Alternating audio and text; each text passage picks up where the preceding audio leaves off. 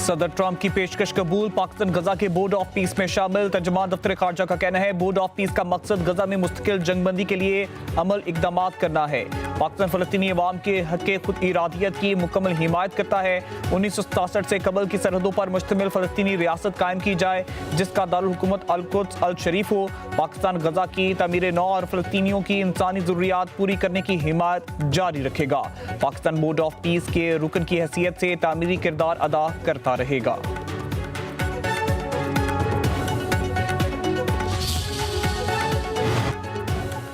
Board of peace में शामिल मुस्लिम ममालिक के वज़ीर ख़ारजा का सदर ट्रंप की क़यादत में अमन की कोशिशों के लिए अपने ममालिक की हिमायत का इयादा।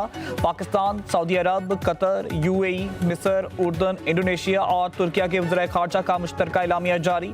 सदर ट्रंप की जानिब से बोर्ड ऑफ पीस में शामिल होने की दावत का खैर मकदम। कहा गया हर मुल्क में अपनी मुतल्लका कानूनी और दीगर ज़रूरी दाखिली कार्रवाइयों के मुताबिक शमूलियत दस्तावेज़ात पर दस्तखत करेगा।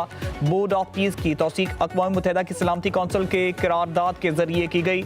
मिशन का मकसद मुस्तकिल जंगबंदी को मुस्तहकम करना, गजा की तमीर नौ की हिमायत करना है।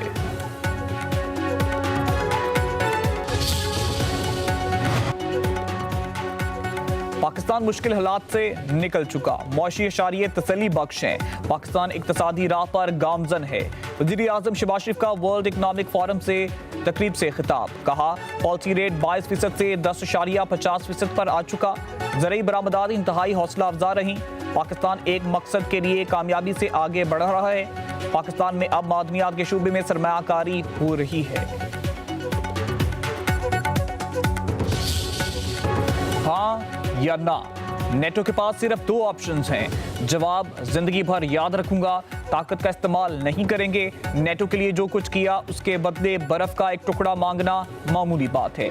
नेटो से कोई मसला नहीं, मुझे यूरोप से प्यार है, मगर वो सीधे रास्ते पर नहीं चल रहा।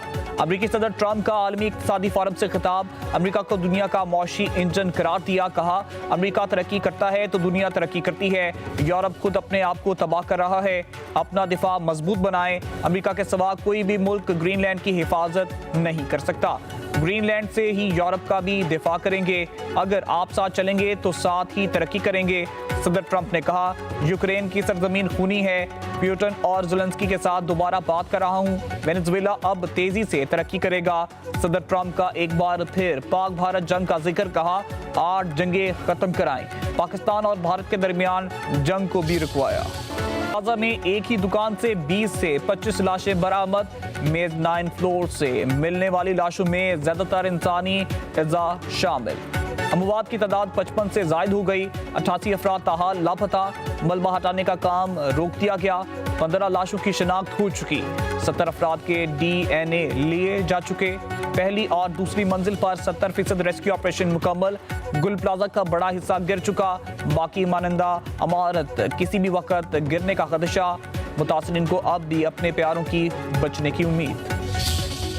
कि जब सालिम मिले मेरी बॉडी सालिम तो डेड बॉडीज नहीं है, बॉडीज़ जो हैं वो स्केटर्ड है और काफ़ी पार्ट्स हैं। तो इसलिए मैं अंदाज़ा लगा रहा हूँ कि 20 से 25 जो हमारे रेस्क्यू 1112 और हमारे टेक्निकल लोग जो वहाँ पे मौजूद हैं वो ये हमें इशारा दे रहे हैं कि 20 से 25 लोग हो सकते हैं। मलबे तले से इंसानी अज़ा मिले हैं। तादाद का तयन नहीं किया जा सकता। DNA के बाद ही हकायक सामने आएंगे। DC साउथ जावेद नबी खोसू का कहना है दुकानदारों की निशानदाही पर रेस्क्यू एहलकारों ने लाशें निकाली। सर्च ऑपरेशन में जल्दबाजी नहीं की जा रही। आखिरी लापता शख्स के मिलने तक इमारत नहीं गिरा सकते। इंसानी जिंदगियों का मसला है। जब सब मुकम्मल होगा तब पूरी इमारत को गिराएंगे। गुल प्लाजा से मुतसिल इमारत भी गैर महफूज करार। रिम्पा प्लाजा इंतजामिया और दुकानदारों के मालकान को नोटिस। सिंध बिल्डिंग कंट्रोल अथॉरिटी का कहना है रिम्पा प्लाजा के सतून मुतासिर हैं। खतरनाक हिस्से के इस्तेमाल पर पाबंदी लगा दी गई।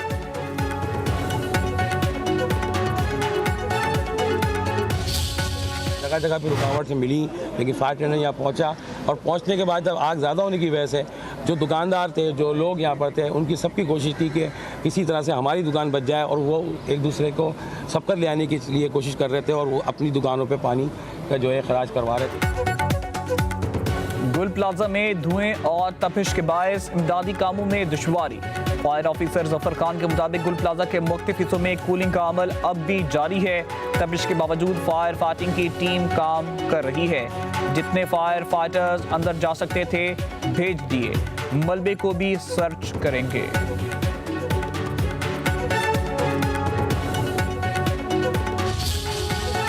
अचानक जब आग लगी तो एकदम सब भागना शुरू हुए, धुआं होने लग गया। तो हम भी उठ के जल्दी भागे। मैं अपने बच्चों के साथ मौजूद थी, मेरे हस्बैंड भी मौजूद थे शॉप के अंदर ही। फिर हम जल्दी भागे। अल्लाह ताला ने जान तो बचा ली, मगर सारी ज़िंदगी की जमा पूंजी यहाँ लगी हुई थी, सब ख़त्म हो गया। 98 से मेरे हस्बैंड गुल प्लाजा में थे, अब गुल प्लाजा ही नहीं रहा और सब कुछ ख़त्म हो गया, आप समझ लें। गुल प्लाजा की खातून दुकानदार का कारोबार आग की नजर। अनम का कहना है 15 साल से दुकान चला रही थी। शौहर 1998 से प्लाजे में काम कर रहे थे। आग लगने पर शौहर और बच्चों समेत बाहर निकल गई। सीजन की वजह से लाखों का माल इसी शाम दुकान में डाला था।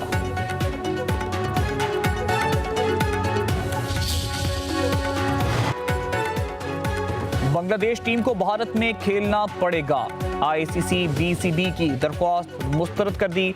बांग्लादेश के तमाम तहफ़्फ़ुज़ात मुस्तरद करते हुए T20 वर्ल्ड कप का शेड्यूल बरकरार रखने का ऐलान। आईसीसी बोर्ड मीटिंग का इलामिया जारी। कहा गया बांग्लादेश के मैचेस भारत में ही खेले जाएंगे। बांग्लादेश के खिलाड़ियों, ऑफिशियल्स, मीडिया पर्सन्स और फैंस को भारत के किसी वेन्यू पर कोई खतरा नहीं। टूर्नामेंट के करीब शेड्यूल की तब्दीली काबिले अमल नहीं। डोमेस्टिक लीग से खिलाड़ी को निकाले जाने का वर्ल्ड कप से कोई ताल्लुक नहीं। पाकिस्तान क्रिकेट बोर्ड बांग्लादेश के हक में सामने आ गया। आईसीसी को खत में भारत में वर्ल्ड कप न खेलने के बांग्लादेशी मौक़िफ़ की तायीद। बांग्लादेश के मैच पाकिस्तान में कराने की तजवीज़।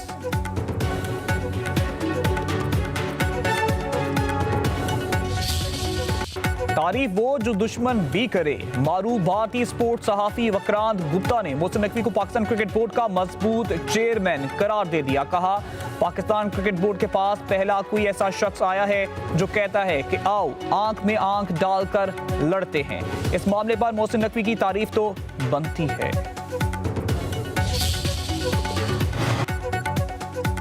ख्वाजा आसिफ के 18वीं तरमीम से मुताल्लिक बयान पर पीपल्स पार्टी नाराज। नून लीग के पार्लिमानी लीडर के कौमी असम्बली में बयान को हम हुकूमत की पॉलिसी समझेंगे। ख्वाजा आसिफ ने 18वीं तरमीम को गाली देने के लिए कराची गुल प्लाजा आग को बहाना बनाया। बात साने गुल प्लाजा पर की और साथ ही 18वीं तरमीम खींच लाए। पीपल्स पार्टी के रहनुमा नवीद कमर का कौमी असम्बली में इजहार ख्याल। कहा मुल्क के साथ बहुत तजर्बे किए गए, विफाक अब तजर्बात बंद करे। क्या आप 60 और 70 की दहाई से नहीं निकाल? अपनी सियासत के लिए मुल्क के मुस्तकबिल को खतरे में ना डालें। उधर विफाकी वज़ीर कानून आज़म नज़ीर तारड़ ने ख्वाजा आसिफ के बयान को ज़ाती राय करार दे दिया। कहा हमारी ज़ाती आरा होती हैं, इन्हें ज़ाती राय के तौर पर ही लिया जाए। इलेक्शन एक्ट तरमीमी बिल कौमी असम्बली में मंजूर। चेयरमैन तहरीक इंसाफ बैरिस्टर गौहर की मुखालफत। विफाकी वज़ीर आज़म नज़ीर तारड़ ने बिल पेश किया। कहा बिल में चेयरमैन सेनेट स्पीकर को इख्तियार दिया गया है कि अगर कोई रुकन गोशवारे शाया ना करवाना चाहे तो वो शाया ना हो। गोशवारे इलेक्शन कमीशन में जमा करवाए जाएंगे लेकिन शाया नहीं होंगे। आपने हाथ मिलाने हैं तो दोनों मिलाओ। स्टिक इन कैरेट वाली पॉलिसी नहीं चलती। एक हाथ से मुक्का दूसरे हाथ में लाना, ये नहीं चलता। एक हाथ में मुंह में राम राम और बगल में छुरी, इस तरह नहीं चलता। देखो ये पॉलिटिकल पार्टीज़ है, ये आवाम की बात हम कर रहे हैं। प्री कंडीशन लोग नहीं लगाते। इस पर बात करूँगा, इस पर बात नहीं करूँगा। बात करनी है तो सारों पे बात करें। अगर हुकूमत हाथ मिलाना चाहती है तो दोनों मिलाए। एक तरफ मुज़ाकरात, दूसरी तरफ मुक्का मारना ठीक नहीं। चेयरमैन पीटीआई बैरिस्टर गौहर का मुज़ाकरात की हुकूमती दावत पर जवाब। कहा हम अवाम की बात करते हैं, बात करनी है तो हर इशू पर करें। सियासी इख्तिलाफ पर हम सब यकजुबान हैं। हमारे पास इख्तियारात नहीं, अपोजिशन लीडर बात करेंगे।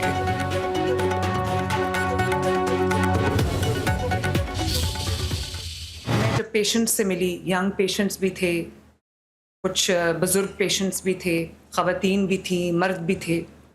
तो जब मैं एक एक के पास गई, एक तो बल्कि कैथ लैब में उसका प्रोसीजर हो रहा था, तो जब मैंने बात की सबसे, सब ने मुझे एक बात की कि पहले जब हार्ट का मसला होता था या हमें पहले हार्ट अटैक हुआ तो हमें फैसलाबाद जाना पड़ा या लाहौर जाना पड़ा।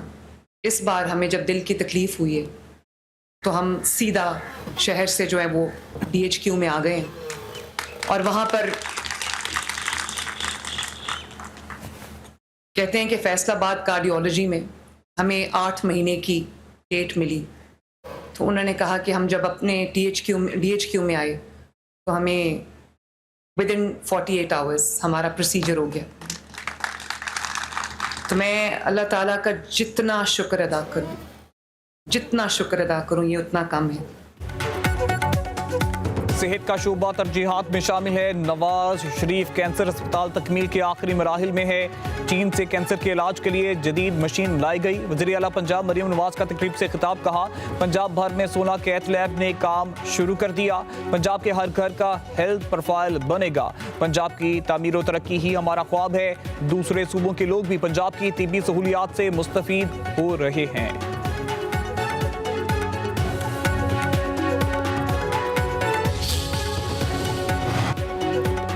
पंजाब में गंदम की फी मन कीमत 3500 रुपए मुकर्रर। गंदम पॉलिसी 2026 का नोटिफिकेशन जारी कर दिया गया। पंजाब हुकूमत ने प्राइवेट सेक्टर के इश्तराक से गंदम खरीदारी की इजाजत दे दी। 25 लाख मेट्रिक टन गंदम के ज़खायर खरीदेगी। स्ट्रेटेजिक गंदम ज़खायर का इंतजाम खरीदार बैंकों के जरिए किया जाएगा। सूबाई हुकूमत फाइनेंसिंग लागत का 70% हिस्सा बर्दाश्त करेगी।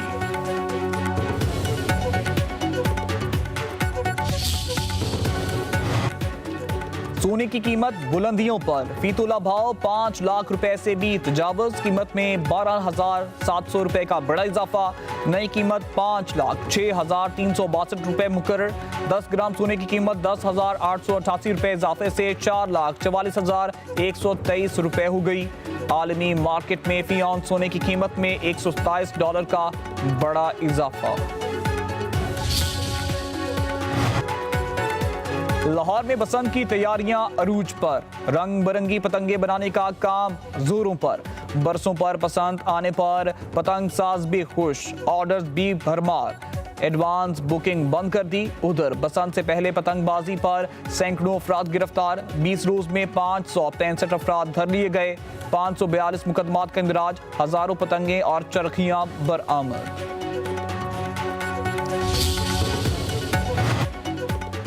NDMA का शुमाली इलाकों में बारिशों और बर्फबारी का अलर्ट। आज से 24 जनवरी तक दीर, चित्राल, सवात और कोहिस्तान के इलाकों में सैलाबी सूरत हाल पैदा हो सकती है।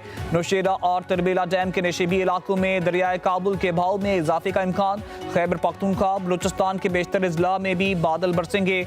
लाहौर में 22 और 23 जनवरी की दरमियानी शब बारिश का इम्कान। कराची में भी आज से गरज चमक के साथ बादल बरसेंगे।